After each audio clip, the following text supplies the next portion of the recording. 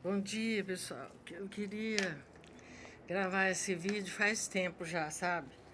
Eu estava aqui refletindo na minha cabeça, né? Que a gente vê tantas reportagens na televisão falando sobre os presidiários, né? Fala que presidiário, isso, aquilo, que não quer mudar, que a pessoa tem que mofar na cadeia, que não sei mais o quê. Mas não é todo mundo, né? Você vê, tem o meu filho mais velho, ele errou, né? Se envolveu com coisas que não devia, porque ganhar, bom, deixa pra lá. E ele decidiu mudar a vida dele, pagar a pena dele, com os dois mais velhos, né? Isso eu já falei na internet. Aí muitas pessoas falavam assim que a educação vem do berço. Exatamente, a educação vem do berço. Como eu sigo a Bíblia desde que eu me conheço por gente, eu sigo a palavra de Deus. Então eu ensinei os meus filhos no caminho que devem andar, no caminho de Deus. Eu levava eles para a igreja, eu trazia livros do meu trabalho. Eu trabalhei com pessoas da Igreja Adventista Sétimo Dia, lá no Colégio Adventista, e eu trazia emprestado livros e mais livros para eles. Só que o nosso caminho era muito apertado. Eu, como já era assim, mãe, né? Eu não fui para o caminho errado. Mas eles ficavam sozinhos, às vezes só com uma panela de arroz com água e sal em cima do fogão. Lá em Hortolândia, todo mundo sabe que a vida lá era muito difícil, né? E muita violência, muita coisa ruim. Então, o meu filho, ele foi preso, né? Os dois mais velhos. O mais novo nunca se envolveu com nada errado. Mas os dois mais velhos se envolveram com duas mulheres que já era mãe, bem mais velha do que eles, né? Quando eu fiquei doente, tive câncer na tiroide. Diz que não pode falar essa palavra, mas estou falando agora, peço desculpas, né? Então, eles estudaram lá no presídio, o do meio terminou lá o ensino médio, o mais velho também, né? E as pessoas que levaram eles para o caminho errado iam na porta da escola naquele tempo, né? Então eu trabalhava o dia inteiro, eu não tinha tempo para ficar em casa. Ou eu cuidava, ficava em casa e morava embaixo da ponte, ou eu ia trabalhar. Então eu trabalhava duro, eu não tinha homem que me ajudava nada. Então é, ele quer estudar, quer ser advogado. Né? Desde o começo ele já era estudioso, os três tinha sonhos na vida dele.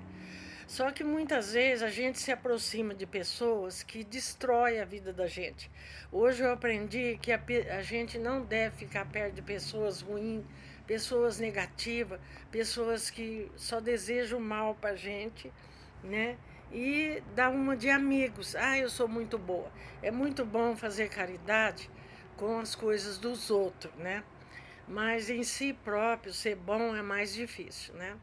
Então, eu já cansei de pedir para transferir o meu filho, que ele quer estudar, ele quer fazer faculdade. Lá onde ele está é longe, eu não posso visitar ele porque eu não tenho saúde. A aparência se engana, né? O meu caráter é como é, mas a minha saúde é frágil. Desde criança, só passando problemas e mais problemas, a gente adoece, né? Mas graças a Deus, Deus tem me dado força para continuar. E eu fico pensando, por que, que o poder público não dá oportunidade para aqueles que se arrependem? Como o apóstolo Paulo se arrependeu dos erros dele e se tornou uma pessoa boa, né? Ele era um ser humano também, né? Então, por que não tem oportunidade? Aí depois fala assim, ah, o coitadinho da sociedade. Agora eu pergunto para você, como um presidiário vai fazer o que ele tem que fazer lá, preso lá dentro? Ele já faz mais de 5 anos que ele está lá, né? E ele quer estudar, ele quer trabalhar, ele quer fazer as coisas, né? Como o mais novo estudou, se formou na faculdade com o próprio dinheiro dele. Coisa que eu tenho raiva também, sabe? E eu sei que a minha opinião é mínima, né? Mas tem pessoas que ficavam postando na internet assim: ah, e a fulana pagou a faculdade do filho lavando roupa. Ai, a outra que pagou, o outro pagou a faculdade do filho carpindo, né? Eu carpo, eu trabalho, eu já sentei tijolo, eu fiz os 2 cômodos da minha casa, né? Eu faço de tudo, assento o piso, faço tudo. Fazia, agora não posso mais, depois que eu tive um infarto e 2 AVC. Então, meu filho, eu não pude pagar a faculdade para nenhum deles, né? Então, o mais novo, ele fez vários e vários cursos profissionalizantes. E ele mesmo pagou a faculdade dele, né? Assim como a minha neta está trabalhando e fazendo, né? A faculdade dela. Então, eu acho assim, aquele que quer, ele luta e faz. Mas que nem ele já tem 46 anos, né? Ele já enxergou quanto é duro, é mais difícil a pessoa cumprir uma pena do que passar fome, passar dificuldade. Quando a pessoa, eu estou falando porque tudo que eu posto na internet são coisas que eu já vivi, né? Como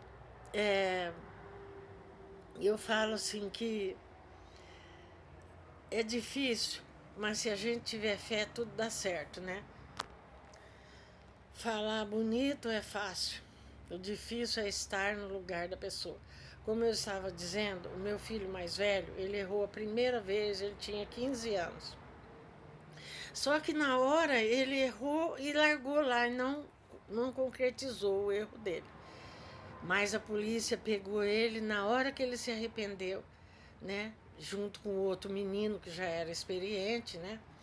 E depois disso, a pessoa, por causa de um boné, começou a perseguir ele. Ele comprou um boné que era roubado, só que ele não sabia, porque a pessoa veio na porta da minha casa vender. Eu falei: não, não quero, que eu não tenho dinheiro. Um amigo dele comprou e deu para ele. Então, ele se sujou por causa disso, porque aí todo o serviço que ele arrumava lá em Hortolândia, essa pessoa, porque o boné disse que era importado, né? Ia lá e falava: você deu serviço para esse vagabundo? Então, eu pergunto para você, é justo? Que sociedade podre é essa? Quando a gente fala assim: ai, tá dando uma de coitadinho. Não, ninguém é coitadinho. Mas eu tô só mostrando que nem tudo que brilha é ouro, né? Pessoas que se dizem honestas são pior do que aqueles que erram. Porque o meu filho errou, mas ele põe a mão para cima e falou: eu errei, vou pagar o meu erro. Ele já saiu várias vezes, já teve a oportunidade de fugir, mas ele falou: não, mãe, né? E eu também apoiei ele. Falei: não, não faça isso. Não, mãe, eu não vou fazer. Eu vou cumprir a minha pena e vou ser uma pessoa melhor. Então, quando uma pessoa não adianta ir na porta do presídio, levar sacolas e sacolas e apoiar o erro do filho. Eu não vou, mas eu não apoio. Eu não apoio o erro, eu apoio o caminho certo. Aqui na minha casa, o outro que cumpriu pena, desde o começo eu falei para ele e para a namorada dele: aqui eu não aceito droga, não aceito coisa roubada, não aceito seus amigos entrando e saindo, porque aqui mora uma família serva de Deus. E ele tem me respeitado, né? Então, respeitar primeiramente Deus, depois a família. Então, eu quero deixar a minha indignação. E tem muita gente, né, que fala assim: eu não vou lá porque lá não sei o quê.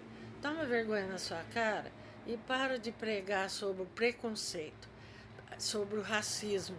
Racismo é asqueroso, né? E o preconceito também. Pessoa que tem preconceito de uma pessoa que pagou a sua pena, ele é pior do que o presidiário.